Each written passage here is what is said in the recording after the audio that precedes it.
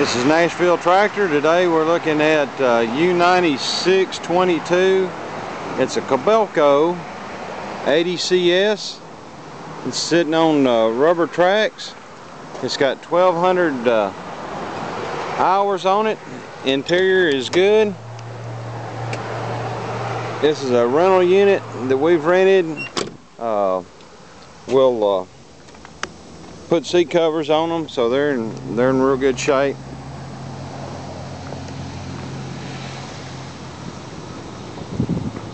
It's got new tracks.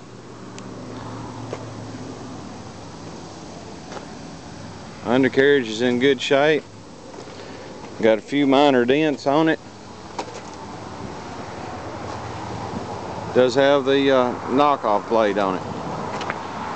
U9622.